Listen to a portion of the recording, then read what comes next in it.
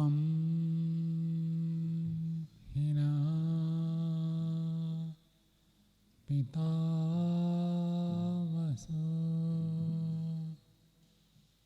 त्वं माता शतक्रतो बभूविथ अधाते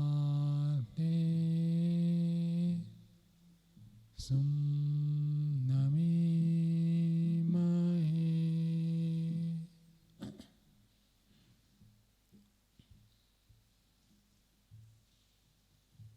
परमपिता परमात्मा की असीम कृपा से हम सब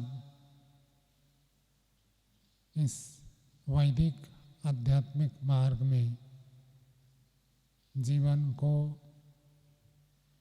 चलाने का प्रयत्न करते हैं। जीवन में उन्नति के लिए कुछ मूलभूत आवश्यकताएं होती है। जो व्यक्ति उनको समझता है, ठीक से प्रयोग करता है, उसका जीवन सफल हो जाता है, वो सुखी हो जाता है। इसके विपरीत जीवन के मूलभूत विषयों को जो व्यक्ति नहीं जानता है, उनका प्रयोग नहीं करता है, उपयोग नहीं लेता है, अत्यंत पुरुषार्थ करते हुए भी जीवन में सुखी नहीं हो पाता है। ऋषियों ने हमारे जीवन को उन्नत बनाने के लिए आंतरिक जीवन को अधिक महत्व दिया। बाह्य जीवन में सुख साधन सुविधा जितना आवश्यक है, उससे अधिक आवश्यक है आंतरिक ज्ञान विज्ञान। आज एक छोटा सा बच्चा है, स्कूल में पढ़ता है, विद्यालय में पढ़ता है, उसको दुनिया भर के कितने देश है, उनकी राजधानी क्या है, क्या नदियां हैं, पहाड़ क्या है, ये सब बातें पूछेंगे। कौन से देश के मुखिया, प्रधानमंत्री, राष्ट्रपति कौन है, ये सब याद रखता है। छोटा बच्चा बता देगा। लेकिन आज की शिक्षा में, आधुनिक शिक्षा में ये बात नहीं पढ़ाई जाती है, मैं कौन हूँ। इस मूल के भूल होने के कारण से व्यक्ति जीवन में कितना पुरुषार्थ करता है, लेकिन अंत में उसको लगता है मेरा हाथ में कुछ नहीं आया। सारा जो पुरुषार्थ किया जाता है, वो पुरुषार्थ किसके लिए है, ये जानना, विचार करना अति आवश्यक है। इसके विपरीत ऋषियों ने जो हमको जीवन शैली दी है, उस जीवन शैली में एक विषय बता दिया कि कोई भी कार्य करते हैं, वो कार्य किसके लिए है, ये विचार करके करना है।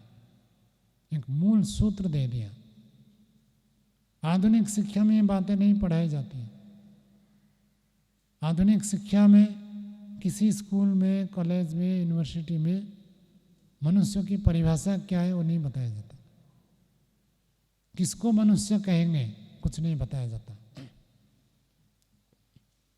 मानविकता को पालन करना, जीवन में धारण करना, इस विषय में कुछ नहीं बताया जाता। इसके विपरीत ऋषियों की शैली में सबसे पहले व्यक्ति को आत्मा के बारे में बताया जाता है। मैं कौन हूँ ये जानो। इसके बाद फिर आगे आरंभ होता है। जब हम आत्मा को जानते हैं तो फिर आत्मा के लिए क्या आवश्यक है? भौतिक जीवन और आध्यात्मिक जीवन, इन दोनों में अंतर क्या है? जो हमारे बाहर के जीवन के साथ संबंधित है उनको भौतिक जीवन कहा दिया जाता है, और आध्यात्मिक जीवन जो आत्मिक उन्नति के लिए प्रयत्नशील है उसको आध्यात्मिक जीवन कहते हैं। आज विद्यालय हो, विश्वविद्यालय हो, कहीं भी देखिए व्यक्ति को अनेक प्रकार की शिक्षा दी जाती है। शिक्षा का महत्व है, उसकी आवश्यकता है, लेकिन जीवन के लक्ष्य के बारे में वो सब निर्दिष्ट होते हैं। किसी भी पाठ्यक्रम में, जितने में यूनिवर्सिटी है, मनुष्य जीवन का लक्ष्य क्या है उस विषय में कुछ नहीं पढ़ाते, और कहीं पढ़ाते हैं तो जो ऋषियों के ग्रंथों को भी पाठ्यक्रम में रखा गया उन्हीं में केवल ये बात मिलेगी। इसके अतिरिक्त अन्य जितने में विधाएं हैं उनमें कहीं नहीं पढ़ाया जाता है मानविकता क्या है और मनुष्य का लक्ष्य क्या है।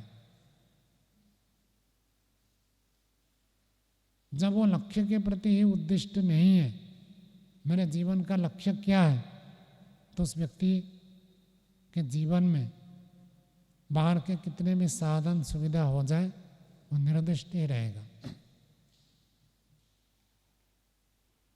इसके विपरीत गुरुकुल के एक छोटा सा भी ब्रह्मचारी ये जानता है कि मनुष्य जीवन का लक्ष्य क्या है, मनुष्य जीवन प्राप्त करके कहाँ तक पहुँचना है। कौन बताएंगे मैं आप में से? अच्छा, नवदीप जी बताओ क्या है? 3 दुखों से पूरी तरह से छूट जाना, उसी को उन्होंने कहा मोक्ष। सारे दुखों से छूट जाना ये जीवन का लक्ष्य है। जो व्यक्ति जितना अधिक दुखों से छूट गया वो व्यक्ति उतना अधिक सफल है। ये सफलता की परिभाषा है, ऋषियों ने दी है। और जो व्यक्ति जितना अधिक दुखी है वो उतना अधिक विफल है। ये फिजिक्स में नहीं पढ़ाया जाता है, केमिस्ट्री में नहीं पढ़ाया जाता है, बायोलॉजी में नहीं पढ़ाया जाता है, हिस्ट्री में नहीं पढ़ाया जाता है, ज्योग्राफी में नहीं, किसी में नहीं पढ़ाया जाता, केवल ऋषियों के ग्रंथ में ही बताया गया। हम जीवन में कहाँ तक पहुँचे, क्या करें, कौन से शीर्षक को छूना आवश्यक है, ये केवल ऋषियों के ग्रंथ में मिलेगा और कहीं नहीं मिलेगा।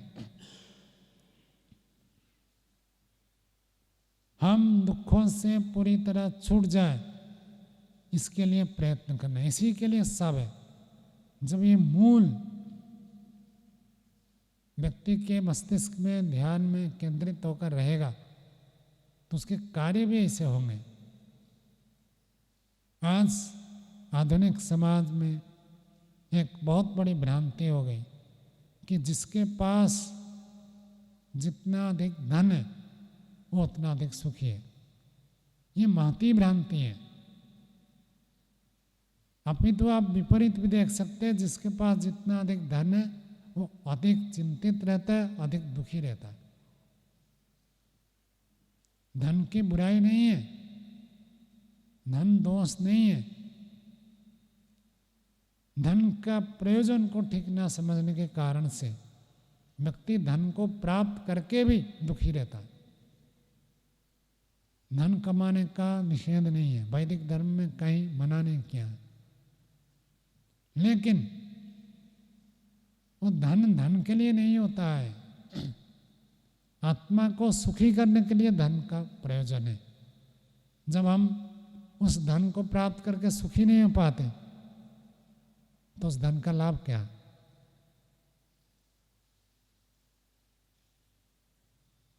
ऋषियों ने चाहे धन की प्राप्ति हो, चाहे अन्य भौतिक सुख सुविधाएं प्राप्त हो, सबका प्रयोजन है आत्मा की उन्नति के लिए। यदि वो धन आत्मिक उन्नति के लिए है तब वो धन हमारे लिए उपयोगी है, बहुत आवश्यक है, बहुत अच्छा है।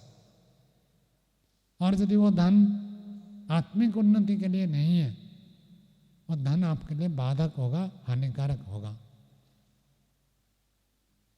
धन प्राप्त करके यदि हम धर्म की वृद्धि करते हैं तो धन तो बहुत आवश्यक है। और यदि धन को प्राप्त करके के धर्म को छोड़कर अधर्म में जीवन चलता है तो वह हानिकारक होगा। तो ऋषियों ने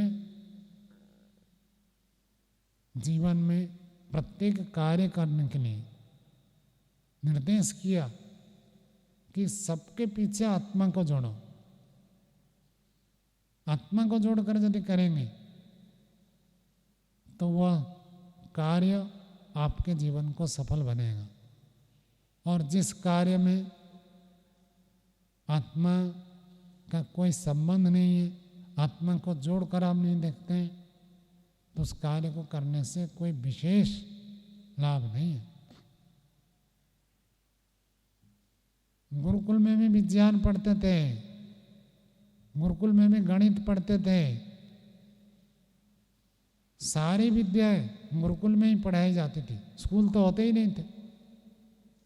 स्कूल तो ये थोड़े दिनों के कार्य है, प्रारंभ है।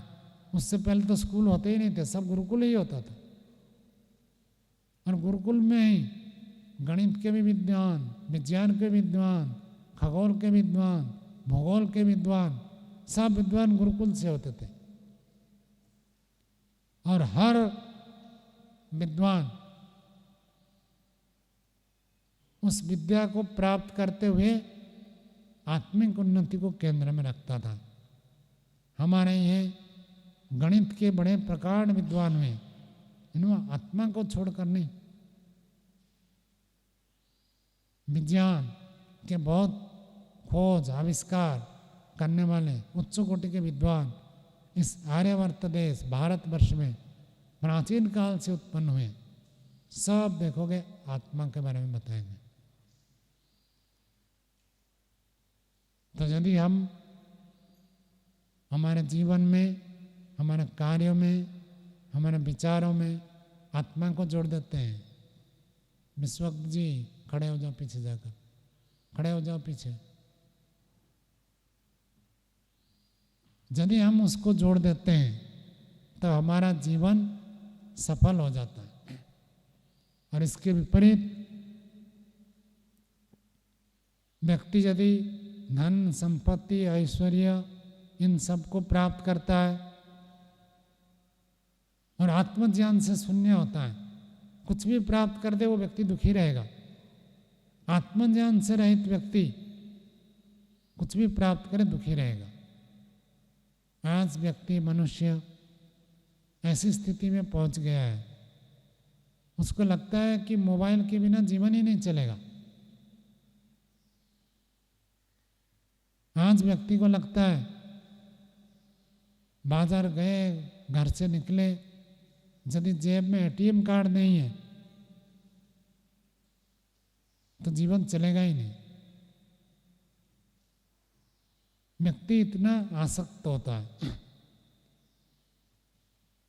हाँ, मोबाइल तो थोड़े काल के उत्पाद है। ऐसे विद्वान हुए हैं, ऐसे साधक हुए हैं जिनके पास 1 रुपये भी नहीं है, मोबाइल तो दूर की बात है, जीवन आराम से जीते हैं, पूर्ण रूप से अपरिग्रह का पालन। बस एक झोला है, थैला है, चले। ये कहने की बात नहीं है, आज भी ऐसे व्यक्ति जीवित है।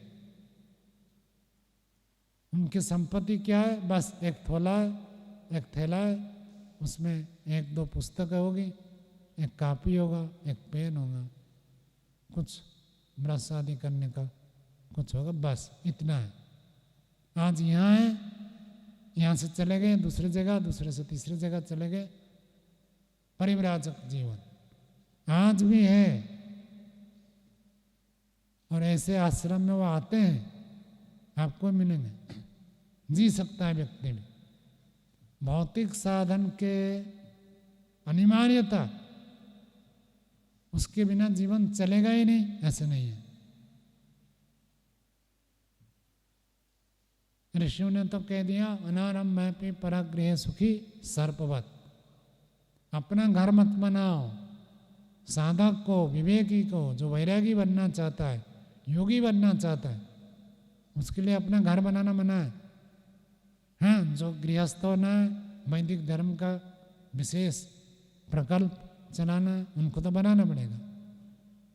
इन योगी के लिए घर बनाने का मना है। उसके बिना भी जीवन जी सकता है और वो अधिक सुखी जीता है। जो अपना घर बनाता है वही अधिक सुखी होगा, कोई जरूरी नहीं है। बिना अपने घर के भी व्यक्ति अधिक सुखी हो सकता है। स्वयं पैसा कमाए और उसका स्वयं भोग करे, माता पिता संतान का पालन करें और समाज का कल्याण करें, सुखी होगा। यानी उसके बिना भी, बिना पैसा कमाए भी धर्म का उपदेश करते हुए व्यक्ति सुखी हो सकता है। पैसा आवश्यक है लेकिन अनिवार्य नहीं है। मकान आवश्यक है, अनिवार्य नहीं है। ये जो विद्या है, बिना मकान के जी सकता हूँ, बिना रुपए के जी सकता हूँ, बिना मोबाइल के जी सकता हूँ, ये आत्मज्ञान को प्राप्त करने से ही संभव है। उसके बिना भौतिक विद्या को कितना भी जाने, व्यक्ति अंदर से खालीपन अनुभव करता है। सब है, पुत्र है, परिवार है, धन है, संपत्ति है, मकान है, घर है, सब कुछ है, लेकिन उसको आत्मज्ञान नहीं है। तो ऐसे व्यक्ति सब कुछ से भरा, हरा भरा रहता हुआ भी वो दुखी रहेगा। और इन सबसे रहित होकर, आप लोगों ने महर्षि दयानंद के बारे में सुना है, केवल लंगोटी में रहते थे बस, और कुछ नहीं। संपत्ति नाम की कोई चीज ही नहीं है। कैसे जीवन होगा, कल्पना करो। योग दर्शन में आता है, बीतराग विषयम चित्तम। बीतराग योगी को विषय बनाए तो हमारा चित्त एकाग्र हो जाता है। आज आधुनिक शिक्षा को प्राप्त करके कोई ऐसे जीवन जी नहीं सकता। ऋषियों के ग्रंथों को पढ़ेंगे तो जीवन में ये शक्ति आती है, सामर्थ्य आता है, व्यक्ति दुखी नहीं होता है। और ऋषियों का संबंध सीधा हमारा जुड़ा हुआ है ईश्वर के साथ। ईश्वर है तो प्रत्येक ऋषिकृत ग्रंथ में आपको ईश्वर अवश्य मिलेगा। चाहे गणित का विद्वान हो, चाहे भौतिक विज्ञान हो, रसायन विज्ञान हो, कोई भी विज्ञान हो, ऋषिकृत ग्रंथ है तो ईश्वर जरूर मिलेगा। तो ईश्वर और आत्मज्ञान से ही हमारा जीवन सफल होता है। तो भौतिक शिक्षा अति आवश्यक है। आज संसार की आवश्यकता भौतिक विद्या है, लेकिन उस भौतिक विद्या के साथ जब हम आत्मज्ञान को जोड़ देते हैं, ईश्वर को जोड़ देते हैं, तो उसमें पूर्णता होती है। यदि आत्मज्ञान ना हो, केवल भौतिक विकास हो, तो जीवन में अधूरापन रहेगा। और आत्मज्ञान है, भौतिक विषयों को नहीं जानते तो भी हम पूर्णता को प्राप्त नहीं कर सकते, अधूरापन रहेगा। जब दोनों मिल जाते हैं